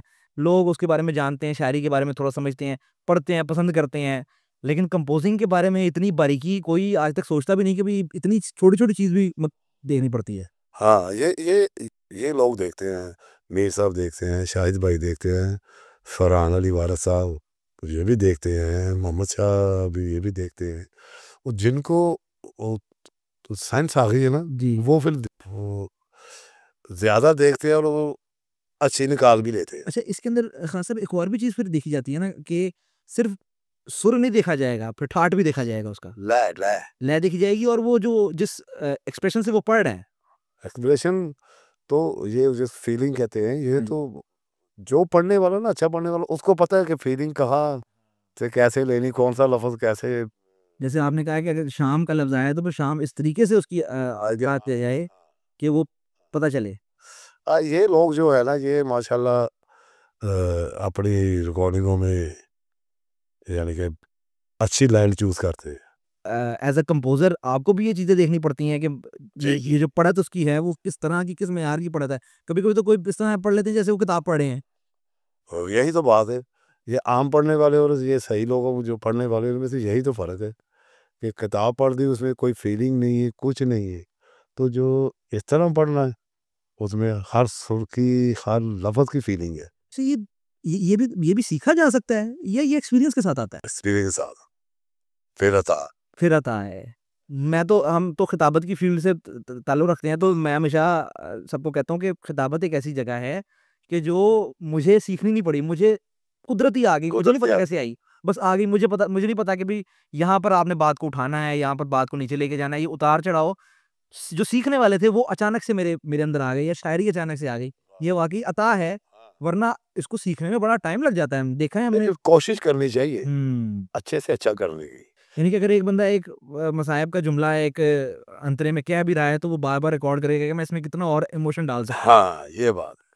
तो जिनको पता वो डालते हैं। यानी कि सिर्फ नोहा पढ़ना इसके अंदर कमाल नहीं है, इसके अंदर और बड़े मामले आ जाते हैं। हाँ, ये ऐसे नहीं है कि बस नोहा लिया तो माइक पे खड़े होके पढ़ लिया है, उसकी फीलिंग देखनी पड़ती, सुर लय देखनी पड़ती है, और कहाँ-कहाँ क्या कैसी फीलिंग लानी है, रोने रोने वाली जो हिचकी होती है वो कहाँ लानी है, ये मैं अभी लफ्ज़ इसमें इस्तेमाल नहीं कर रहा, कि जो मेरे ज़हन में आ रहा है कि बंदे को एक अच्छी जो उस यानी कि एक अच्छी एक्टिंग भी उसको आनी चाहिए, कि वो बुरा लफ्ज़ है, लेकिन समझाने के लिए मैं कह रहा हूँ कि उसको कौन-सा इमोशन किस जगह पर इस्तेमाल करना है, वो उसको अच्छी तरह पता होना चाहिए।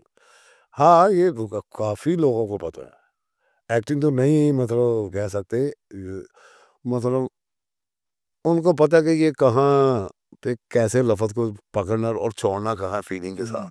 एक-एक जो आप वो स्टेप बताते जा रहे हैं, मैं तो उसमें परेशान होता जा रहा हूँ। ये भी चीज़ देखी जाती है, वो भी देखी जाती है। बड़ा कुछ देखना पड़ता अब तो है। फिर आउट करना पड़ता है। और अब तो हम सिर्फ ट्यूनों पर बात कर रहे हैं, शायरी पर तो बात हम कर नहीं रहे हैं, हम तो ट्यूनों पर बात कर रहे हैं। ये बिल्कुल सेम टू सेम मामला शायरी के साथ भी होगा लाज़िम। ये पूरी प्रोसेस के साथ गुज़र के आता है। लेकिन शायरी का मुझे नहीं इतना पता।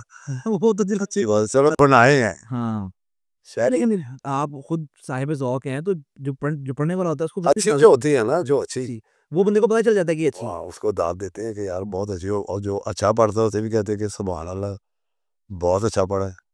वापस आता हूँ आपके आपकी कलाम सज्जाद ली ये मुश्किल पे। क्योंकि वो हम यानी कि सबने सुना हुआ है हाँ, और सबको याद भी है, तो उस पर बात करना आसान होता है। अब सज्जाद ये मुश्किल ए शाम दा सफ़र, अब ये सफ़र के ऊपर जो मुर्गी आ रही है, बनाने के टाइम ये आपने सोचा था कि ये जो मैं इसमें मुर्गी लेकर आ रहा हूँ, ये अवाम के पढ़ने वाली है या दायरे में पढ़ी जाएगी, कैसे लगेगी? नहीं, हम लोग तो मुर्गियाँ जो होती है ना, जी। मुसाय में वो कम ही इस्तेमाल करते हैं। हुँ, इसका वो थोड़ा-सा ना वो चेंज हो गया था।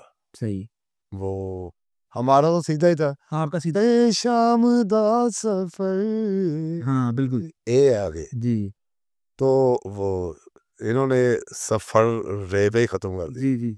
तो सफ़र ए है। हाँ। उसमें हम माधवी को देखते हैं। सजाद नहीं मुश्किल ए शाम दा सफ़र, ये माधवी जी कहने का हाँ, बिल्कुल सही। और उन्होंने थोड़ी-सी उसके अंदर जो है वो कर दी इसको, कोई बात नहीं, कोई बात नहीं, उन्होंने भी अच्छा किया है, अच्छा अच्छा किया है। लेकिन वो उसके अंदर जो है वो इज़ाफ़ा उन्होंने किया, वो हाँ, स्टूडियो में अच्छा लगा, पता नहीं पढ़ने में किस तरह। नहीं वो तो ऐसे ही पढ़ा जाता है पूरे वर्ल्ड में। हाँ, वो ऐसे हमारे वाला तो कब तो पढ़ नहीं के पढ़ा जाता। ज़्यादा वही पढ़ा जाता है। सफ़र यही पढ़ा जाता है। हालाँकि ये मेरे नज़दीक उस पे दायरे में पढ़ना एक लंबी साँस ली जा मुश्किल हो गई, मुश्किल हो वैसे साँस पर आ जाते हैं, ये भी एक बड़ी वो बात है कि एक कंपोज़र की या पढ़ने वाले की कितनी लंबी साँस वो ले सकता है, तो कितना वो उसको खींच अब ये बात कंपोज़र की नहीं है, ये ये पढ़ने वाले की पढ़ने वाले की है। कि उसको पता होना चाहिए कि मतलब एक लाइन लिखी है, अगर एक साँस में सही आ रही है तो ठीक है, और उसको अगर 2 साँसों में लेनी है तो कहाँ पे रुके साँस लेके तो अगली लफ्ज़ वो टूट कि जाएगा। लफ्ज़ भी ना टूटे, साँस कहाँ बनानी है। ये भी बड़ा टेक्निकल मसला है। ये जो वो हमारे पुराने जो सिंगर दुनिया से चले गए हैं, जो अब हैं, मौला उनकी खैर करे, ये गाना लिखा होता था ना, तो उसके ऊपर ना ऐसे लाइनें मार लेते थे कि साँस यहाँ कहाँ साँस से आएगी, आई है? यहाँ आएगी, यहाँ आएगी। अच्छा, आप बनाने के टाइम भी आप सोचते हैं कि ये यानी कि जगह तवील हो रही है, ये मिसाल के तौर पर मामू के जो कलाम है, वो तो लोग अक्सर मज़ाक करते हैं कि किलोमीटर का तो उसमें अंतरा आता है। तो वो कि कहाँ साँस लेना है, कहाँ रुकना है, ये कंपोज़िंग के टाइम आप लोग देखते हैं? नहीं, वो तो जब बना के देते हैं तो वो तो जहाँ मतलब मैं बना रहा हूँ, मैंने जहाँ-जहाँ साँस ली है, तो जो संगत है पढ़ने वाली, उनको भी वही लेनी चाहिए और वही लेती है वो। या स्टूडियो में जो बंदा है कि भाई इतना ये इतनी लंबी जगह नहीं कह सकता।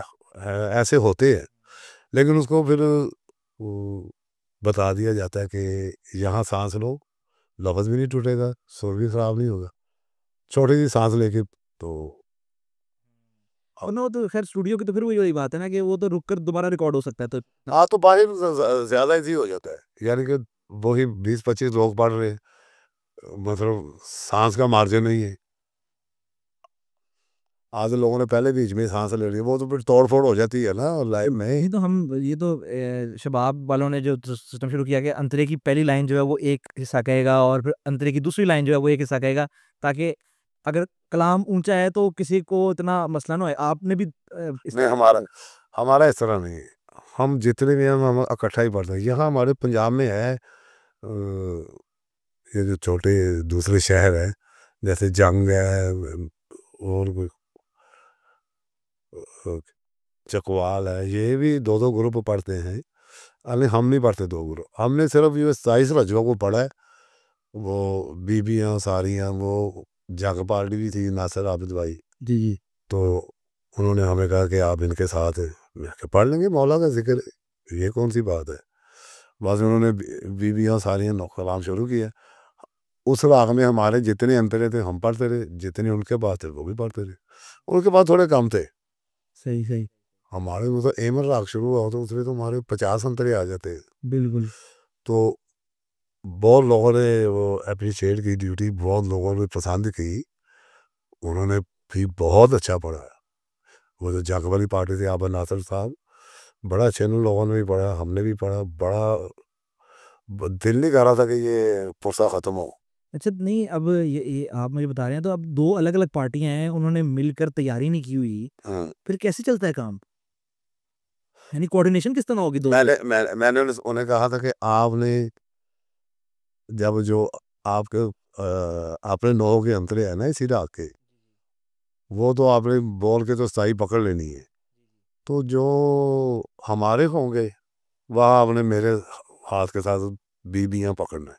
सही फिर मैंने अपने लड़कों को भी बोला कि जब अंतरा ख़त्म करो तो हल्का सा बीबियाँ तुम लोग भी कह दो, ताकि उनके लिए और आसानी हो जाए। ताकि वो एक फ्लो रहे फ्लो रहे। फ्लो रहे। हाँ ये भी देखना बड़ा जरूरी है कि भाई फ्लो आपका टूटना नहीं चाहिए। हाँ, इस तरह का वो दो क्या कहते हैं काम जब मर्जी हो सकता है। वो किसी भी मतलब कोई टीम है तो हमने उनका स्केल देखना है, तो जो हमारे नोहे होंगे उस स्केल में हम वो सारे पढ़ देंगे। ये सजाद लिए मुश्किल का कलाम आपने बनाया 2001-2 की बात है, हाँ, कलाम दो 2001-2 में। मैं एक छोटी सी बात जी बताऊँ, जी इसकी पहले पूरा साल एक कंपोजिशन बनी हुई थी अलग से। अलग से, अच्छा जो हमने फाइनल की हुई थी, सारी टीम को ये पानी की तरह याद थी। उसके बाद 4 बारों को ना ऐसे मेरे दिल ने कहा कि यार एक इसकी और तो एक इसका एंगल एक और तो देखो, ऐसे मेरे दिल ने कहा। 4 बार को मैंने अपने घर बैठ के बनाई है, तो मैं कटरी में आया हूँ, आगे अपनी संगत को इकट्ठा किया तो मैंने उनको सुनाया ये, तो ज़्यादा लोग कह रहे थे नहीं वो पहले वाली है, रची हुई थी ना इसलिए रची। पहली वाली। हाँ सही। तो 1-2 लोग कह रहे थे कि नहीं ये जो नहीं आई है ना ये पढ़े। फिर मैंने भी थोड़ा फोर्स किया कि यार ये चलने वाला काम है, कमर्शियल भी है, सुर भी है, हर चीज़ है, तो ये बड़ी मुश्किल से 4 बार उनको फाइनल की, फिर इसकी रिहर्सल है, तो फिर हमने इसको पढ़ा। अच्छा पहले वाला वैसे कलाम याद है आपको? नहीं अब नहीं याद। अब नहीं याद, नहीं तो याद हो तो रिकॉर्ड में आ जाए कि ये वाली ट्यून भी बनी थी इसकी। हाँ, फिर वो याद है, आप लगाना कितने साल हो गए, 2002 के बाद। 25 तकरीबन 23-24 साल हो गए हैं इस बात हाँ, को। वो वैसे आपके नज़दीक कौन सी ट्यून ज़्यादा मज़ेदार थी, पहली वाली या ये वाली? क्योंकि दोनों ही आपकी, यानी कि दोनों बच्चे हैं आपके, दोनों ही आपकी बनी हुई थी। नहीं मुझे ये ज़्यादा पसंद है। एक आपने कलाम बना लिया है और कलाम पढ़ा भी किया है, इसी से मिलता जुलता काम है, कलाम पढ़ा भी किया है। फिर आपको हुआ है कि मैंने एक एक नई ट्यून इससे बेहतर आ गई है। हाँ, अब वो जो कलाम रच गया हुआ है लोगों के दिलों में, उसको क्या कलाम ट्यून को तब्दील कर देना मुनासिब है, या बंदा कहता है कि नहीं अब जो चल रही है वो चलता रहे, या फिर बंदा कहता है नहीं ये भी तो अता है ना, ये भी तो नहीं, कलाम नहीं, है। नहीं, ये अता तो है, जो बंदा बना रहा है वो अता के बगैर नहीं कोई बना सकता, बिल्कुल सही। ठीक है ना? अगर एक चीज़ जो अच्छी बन गई है और पूरे वर्ल्ड में लोग पढ़ रहे हैं, पसंद कर रहे हैं, तो फिर उसको चेंज कर लेगा। तो उसकी मंजूरी हो गई, मंजूरी है, उसको चेंज करना तो हमाकत है। फिर वैसे भी ना ये जो किसी का बना हुआ कलाम मैं नहीं बनाता। सही, मतलब आपने मुझे दिया है एक नॉवल, लेकिन आप मुझसे पहले किसी और से बनवा चुके हो, हाँ जी, बिल्कुल। आपको नहीं पसंद आया, हाँ, वो उमन आप मुझसे बनवा रहे करते हैं, हैं। मुझे पता चल जाए तो मैं बिल्कुल नहीं बनाता। इसलिए कि वो जिससे आपने पहले बनवाई है, ये उसकी इंसल्ट है, उनकी उनकी इंसल्ट है कि मैं उनकी, चाहे कैंसिल आपने की है, लेकिन मैं नहीं बनाता। तो यार वो किसी की दिल आज़ारी नहीं होनी चाहिए। एक बंदे ने बनाई है, मैं कोशिश मेरी यही होती है कि ऐसा ना हो। अच्छा नाज़िम, मुझे बताएँ, हमने पिछली दफ़ा भी बात की थी कि पहले उमूमन ये होता था कि और फिर इस पे थोड़ी-सी डिटेल बात करनी है। पहले उमूमन ये होता था कि कलाम आता था, कलाम पे जिस तरह सज्जाद की मुश्किल भी है, कलाम आया, कलाम पर आपने ट्यून बनाई है। तो वो ट्यून भी जो है वो बहर के हिसाब से ये अब कलाम बन रहे हैं मीटर पे। यानी कि अब पहले ट्यून बनाई जाती है हाँ, और फिर उस पर जो है वो कलाम लिखा जाता है। तो अब मिसाल के तौर पे जब आप पहले मेरे से बात कर रहे थे कि पहले कलाम मैं देखता हूँ और कलाम जो है वो कलाम पे सोचा जाता है कि भई इस पर ये राग फिट होगा, ये इस तरह पढ़ा जाएगा। अब जब कलाम पहले है ही नहीं, तो फिर बंदा जो ट्यून बना रहा है वो क्या चीज़ मलहूज़ खातिर रख रहा है? क्या चीज़ पहले सोच रहा है कि पहले कोई स्थाई सानी अपनी बनाकर उसमें रख रहे हैं? क्या इसका क्या प्रोसेस क्या है? नहीं वो ये बात वही आ गई कि जब शायरी पहले आएगी ना, जी, तो फिर बंदा उसके मुताबिक ट्यून बनाता है। जी, जी। मैं भी बहुत मीटर के बना रहा हूँ, लेकिन मीटर का ये होता है कि तर्ज बन गई, अब शायर की मर्जी हो, उसके ऊपर जो मर्जी लिख दे। लेकिन ये जो बगैर कलाम के ट्यून बन रही है, इसमें किन चीज़ों को ध्यान रखा जाता है? क्योंकि आपके पास लफ्ज़ तो है नहीं। वो मैं पहले बोल गया हूँ ना कि जैसे हम कहते हैं कि लफ्ज़ शाम आ गया या इस तरह का, तो वो उस पर ध्यान नहीं रखा जाएगा। वो तो ट्यून जैसे भी आपने भेज दी थी, शायर ने लिख दी है। सही। यानी कि मिसाल के तौर पर अगर आप एक बना रहे हैं, क्योंकि मैंने असगर खान को देखा हुआ है साथ रहे हैं, कि जब वो एक मीटर पर ट्यून बनाता था तो वो अपने ही जुमले बीच में जोड़ कर के, मैं मिसाल के तौर पर मैं मैं समझ गया, मौला हसन का कलाम बना रहा हूँ, तो वो अपना ही एक उसने स्थाई सानी बना दी कि इसमें कलाम है, अब आप इसमें आगे से लिखेंगे। आगे से तो ये इसी इसी तरह होता है। या उसको चेंज, मतलब शायर है उसमें, वो मतलब कंपोज़र की कोई इतनी पावरफुल तो नहीं ना होती, तो वो उसी में ना वो खुद लिख देगा, उसको चेंज कर देगा। हाँ, बिल्कुल सही। वो ज़रा ज़ाहिर है जिसका काम उसी को साझे, तो ऐसे होता है। तो कई मीटर के लोग ऐसे भी हैं जो पहले लिखे जाते हैं, अच्छा, मीटर के भी पहले लिखे जाते हैं? लिखे जाते हैं। ये तो बड़ी यानी कि अजीब बात है कि वो मीटर के पास बंदा यानी बगैर ट्यून के बंदा ना बहर है ना कुछ है, तो वो कैसे बंदा पहले लिख लेगा? ये तो हाँ, हाँ। ये तो बड़ी बात है। ख़ैर ये तो मुझे इसका कोई आइडिया नहीं है। तो मैं मामू हुसैन से जब पॉडकास्ट करूँगा ना, या मामू हुसैन से कल पॉडकास्ट करूँगा ना, तो मैं उनसे इस बारे में ज़रूर बात करूँगा, क्योंकि मुझे बड़ी तजस्सुस हुआ है कि ये कैसे लिखा जाता है। ज़ाहिर है उसका कोई ना कोई एक कोई ना कोई एक रो शायर के ज़हन में कुछ ना कुछ वो कोई बेट होगा, वज़न होगा। या अगर वो भी आधा कंपोज़र है, तो वो तो फिर वो कर सकता है। ये भी बात है। कितना वैसे बंदे को ज़्यादा इसमें ज़रूरी होता है कि एक बंदा खुद भी कंपोज़िंग करे और खुद भी शायरी करे? क्या बात है! ये ये तो वो हिसाब होगा सोने पे सुहागा। हाँ। क्योंकि जब कंपोज़र भी शायर होगा ना, तो वो फिर अ, मज़ीद अच्छा लिखेगा और ट्यून भी वो अच्छी बनाएगा। अभी एक बंदे ने रिकॉर्ड भी कर लिया है सारा, कलाम भी रिकॉर्ड कर लिया है। दायरे में तो चलें पढ़ा गया है, दायरे में पढ़ा गया उसका, यानी कि उसकी लाइफ़ अब अपनी है। अपनी एक दफ़ा दायरा में आपने पढ़ लिया है, अब वो उसने खुद सफ़र करना है। लेकिन जब कलाम एक रिकॉर्ड हो गया है, स्टूडियो में रिकॉर्ड हो गया है, अब वो आपके पास एक रॉ कलाम आ गया कि भई ये बीट है और बीट के साथ ये जो है बोल हैं।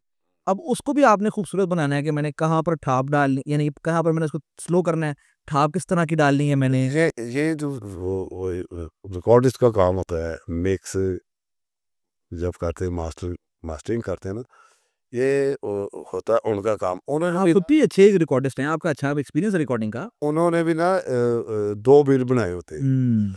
जैसे मतलब मातमी जब मतला शुरू होता है तो थोड़ा-सा आहिस्ता होता है मातम। हुँ। फिर जाके जब सानी उठाते हैं तो फिर मातम फुल ज़ोर से होता है। अंतरे में पहली लाइन में थोड़ा-सा स्लो होता है, फिर जब उस पंच लाइन आती है, यानी कि सानी आती है अंतरे की, तो वो फुल उठा देते हैं। तो लाइव में भी ऐसे ही होता है, तो रिकॉर्ड भी ऐसे ही कर रहे हैं। अच्छा, मैंने अक्सर रिकॉर्डिंगें देखी हैं कि जब आप मिसाल के तौर पर आपने एक स्केल रख लिया, आपने एक खर्च रख लिया और वो खर्च के साथ आपने एक बेस ट्रैक जिसे कहते हैं बना लिया है, जिसमें ठाप है। अब वो ठाप के साथ बेस ट्रैक बन गया है। अब वो जो ठाप है वो मुख्तलिफ होती है, जो रिकॉर्डिंग यानी कि मिक्सिंग के टाइम ठाप आती है वो दूसरी होती है। वो तो ये इसके पीछे क्या वो है? ये तो सिर्फ होता है कि अगर कोरस गाना है तो कोरस वालों को टेम्पो मिलती रहे। सही।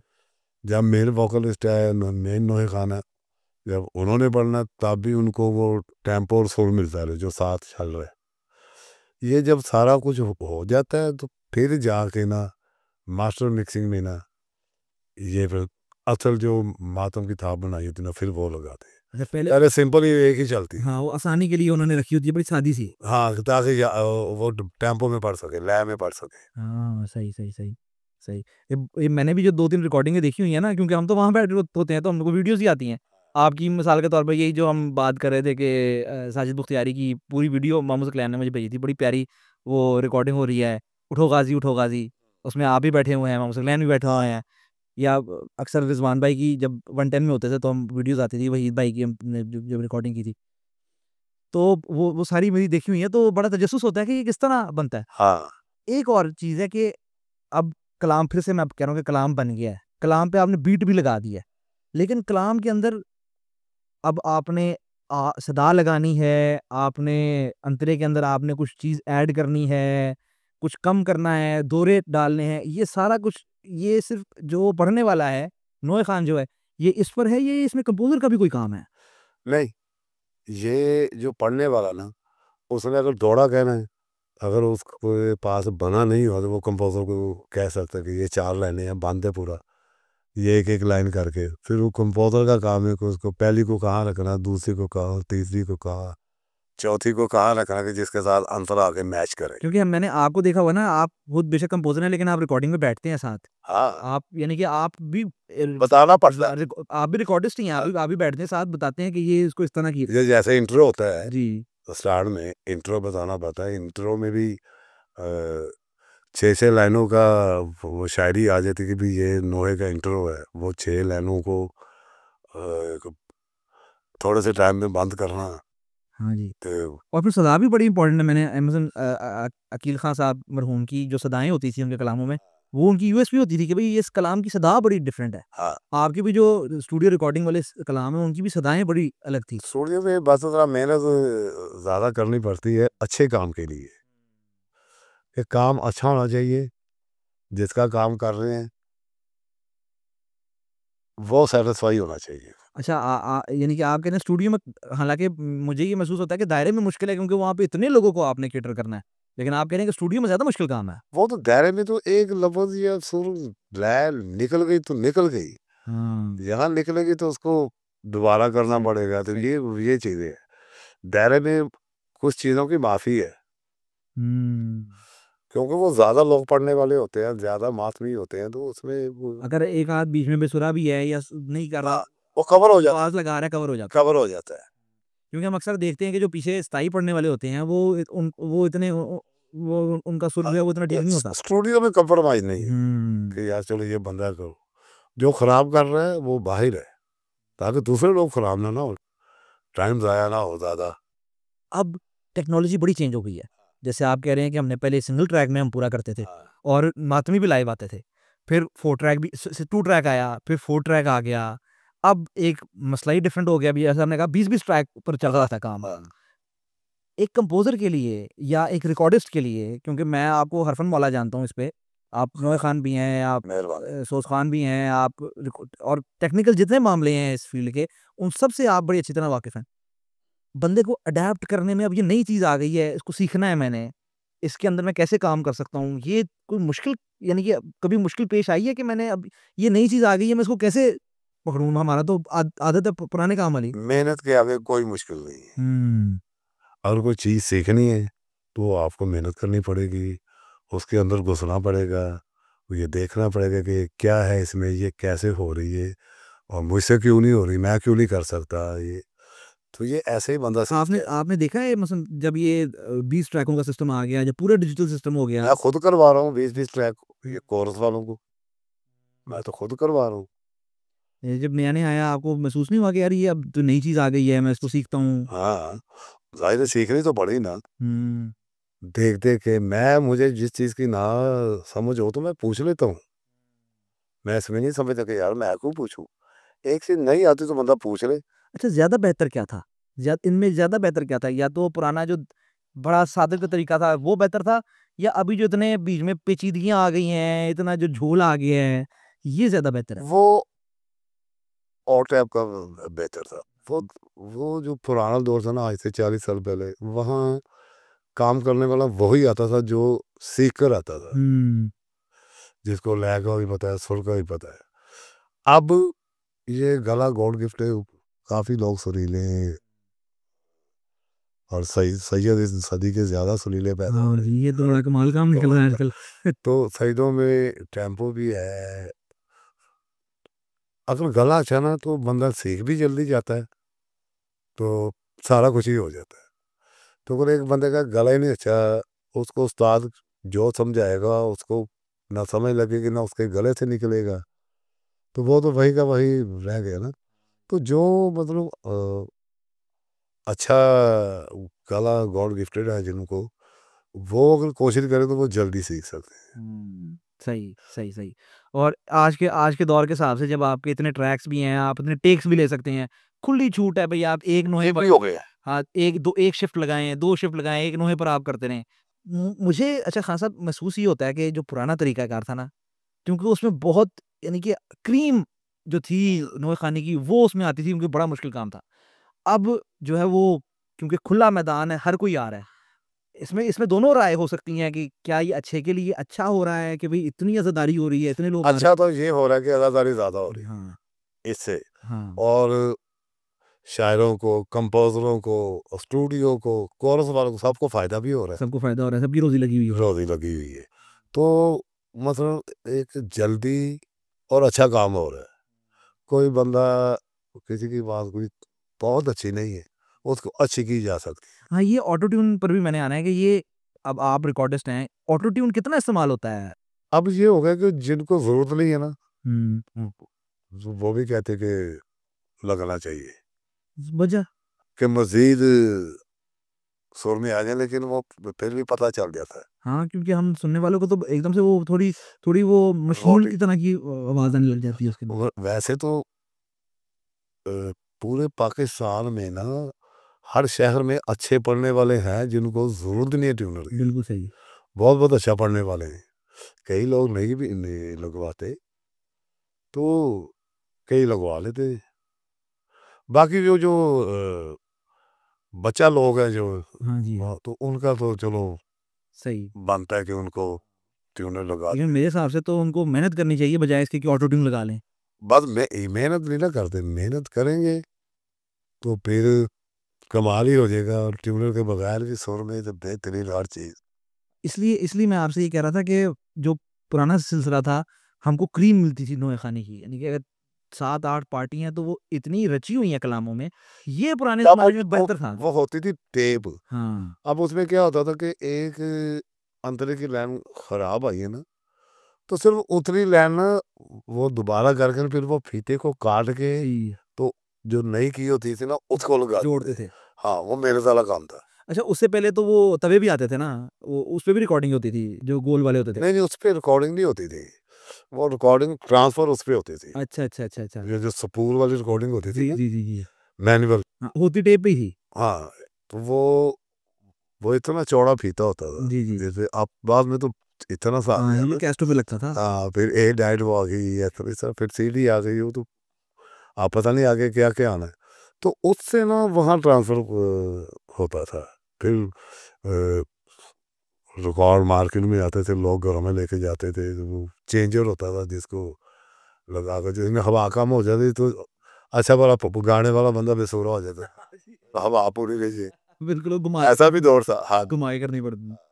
लेकिन वो टाइम पे जो पढ़ने वाले थे, वो इतने रचे हुए पढ़ने वाले थे, इतने मंजे हुए पढ़ने वाले थे, कि अगर हमारे पास 20-25 भी पढ़ने वाले थे ना, तो अब वो कमाल के थे। एक गाना भी जब रिकॉर्ड होता था ना, यानी कि उसका मतलब साल के अलावा 3 शेर है, 3 अंतरे, तो वो पूरे कट्ठे ही, यानी कि वो एक एक दो तीन पूरा कट्ठा ही गाना गाना पड़ता था, ये नहीं है बीच में ब्रेक ले। बाद में उसको सुन के, और ये सिंगर और कंपोजर सुन के फिर डिसाइड करते थे कि इसमें कौन सी लाइन दोबारा करनी है, फिर वो फीता काट के। हाँ, फिर तो और मुश्किल का वाला काम होगा और महंगा काम होगा कि वो भी आपने टेप भी पूरी लेनी है। लेकिन ज्यादातर लोग एक फ्लो में ना, क्योंकि उन्होंने मेहनत बहुत की होती है। देखिए आज के दौर में ये एक अच्छा काम हो रहा है कि आवाम ज़्यादा हो गई है, आज़ादारी ज़्यादा हो रही है, ज्यादा हो गई। लेकिन ये एक अच्छा काम नहीं भी हो रहा है कि हमारे पास जो क्रीम थी, अब हमको हुजूम में से चुनना पड़ता है कि अच्छा बंदा कौन है और कौन क्या काम कर रहा है।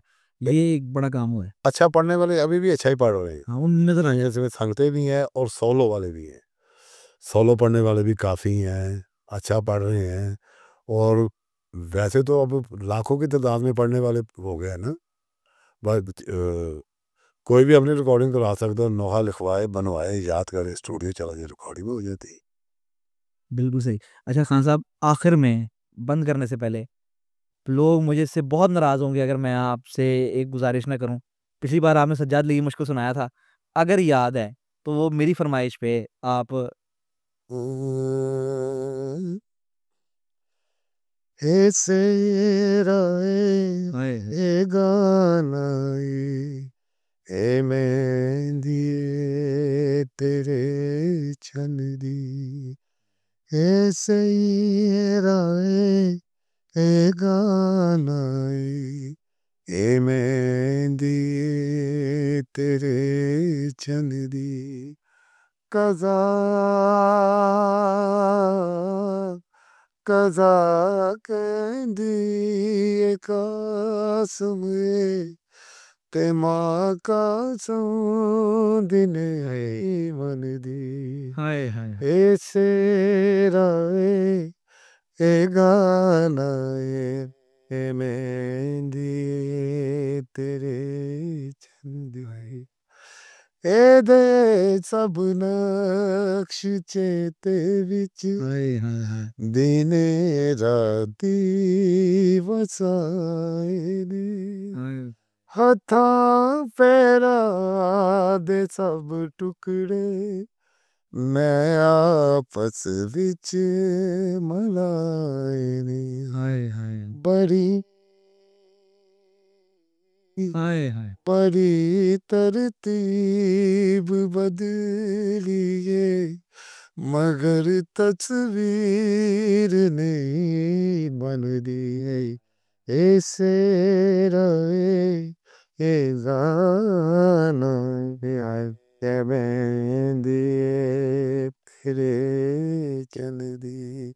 ये था आज का पॉडकास्ट। उम्मीद करता हूँ कि आप हजरात को पसंद आया होगा। यकीन कीजिए ये उन चंद ऐसे पॉडकास्ट में से है जिसमें मुझे बहुत मज़ा आया, क्योंकि इस पॉडकास्ट में मैंने खुलकर अकबर अब्बास साहब के साथ बात की। वो एक अलग मामला है कि मैं 2 रातों का सोया नहीं था, वो एक अलग मामला है कि मैं रात के 1 बजे ये रिकॉर्ड कर रहा हूँ, रमज़ान का वक्त था, रूटीन पूरी ख़राब हो चुकी थी। मैं यहाँ से पाकिस्तान गया था, 3 रोज़ के लिए रुका और 3 रोज़ में मैंने काफ़ी रिकॉर्डिंग्स की, तो वो पूरा का पूरा जो निज़ाम था मेरा वो दरम बरम हुआ था। लेकिन फिर भी मैंने अकबर अब्बास साहब के साथ बात की। ये उनका बहुत बहुत बड़प्पन है और उसके लिए मैं उनका बेहद मशकूर व मुतशक्किर हूँ कि उन्होंने मुझे वक्त दिया, उन्होंने मुझ जैसे छोटे शख्स को अपना हम पल्ला समझ कर बात की और अपना छोटा भाई समझ कर बात की। तो मेरे लिए ये बहुत सादत की बात है। और जब से ये पॉडकास्ट हुआ है मेरी उनसे फ़ोन पे भी रब्ता रहता है, मैसेजों पे भी रब्ता रहता है। तो अकबर अब्बास साहब जैसा तो कोई शख्स हो नहीं सकता। He is one of a kind. एक तो वो उस्ताद आदमी हैं, उनकी खिदमात अज़ादारी के मामले में इतनी ज़्यादा हैं, प्लस वो अखलाकी एतबार से वो बहुत कमाल के शख्स हैं। तो ये थोड़ा सा मुख्तलिफ पॉडकास्ट था, थोड़ा सा टेक्निकल था। इस तरह के कुछ मुख्तलिफ नए जावियों से पॉडकास्ट आगे आ रहे हैं। मेरी आज भी एक आध अफराद से बात हो रही थी कि जो मैं बिल्कुल मुख्तलिफ स्टाइल के पॉडकास्ट करना चाह रहा हूँ कुछ अफराद के साथ। तो वो इंशाल्लाह आगे आने वाले वक्तों में आप देखेंगे। और आप हजरात से दुआ की अपील भी है कि जो सिलसिला मैंने शुरू किया है, देखिए ये सिर्फ आग है, मैं सिर्फ काम कर रहा हूँ। मैं अक्सर आप हजरात को कह देता हूँ ये सिर्फ आग है अंदर की। मैंने ज़िंदगी में बहुत से काम किए हैं, मैंने कभी किताबों पर काम किए हैं। मैंने ज़रा सबील सकीना सलामुल्लाह अलैहा जिसकी किताबें मैं अक्सर दिखाता रहता हूँ, 4 साल में हमने 80 किताबें शाया की हैं। तो ये सिर्फ सीने की आग है, ये कोई पर्सनल गेन की वजह से या कोई प्रोफेशनल कोई फाइनेंशियल गेन की वजह से नहीं कर रहा। ये सिर्फ मेरे सीने की आग है क्योंकि दौर किताब का नहीं रह गया, दौर सोशल मीडिया का है। तो मैं चाहता हूं कि सोशल मीडिया की फील्ड में ही कुछ किया जाए जो रह जाए। बस यही मेरा मकसद है, यही मैं करना चाहता हूं। और इसमें कोई पर्सनल गेन या फाइनेंशियल गेन कुछ भी नहीं है, सिर्फ और सिर्फ इसमें काम करने की तड़प है और खुशनुदी मोहम्मद वाले मोहम्मद की तलब है, और कुछ भी नहीं है। इसलिए आपका दुआओं का तलबगार हूं, आपकी हेल्प का तलबगार हूं। आप इसे शेयर कीजिए, आप इसे लोगों तक पहुंचाइए, क्योंकि किताब जब हम छापते हैं तो किताब छापने का हमारा एक तरीका कार है कि हमने उसे शाया करना होता है, पूरे पाकिस्तान में पहुंचाना होता है। ये मैं नहीं कर पा रहा, यानी कि मैंने नहीं करना, मैंने तो उसे एक वीडियो डाल देनी है। उसके बाद आप मेरे सामीन का काम है कि आप इसे शेयर कीजिए। तो इसलिए मैं आपसे हेल्प मांगता हूं कि आप प्लीज़ लाइक, शेयर और सब्सक्राइब कीजिए और सबको बताइए कि ये कोई काम हो रहा है, अगर आप हजरात को पसंद आ रहा है तो। इसी के साथ मुझे इजाज़त दीजिए, इंशाल्लाह अगले हफ्ते मुलाकात होगी। मैं हूं फुरकान हैदरी और आप देख रहे हैं लिखियातीस।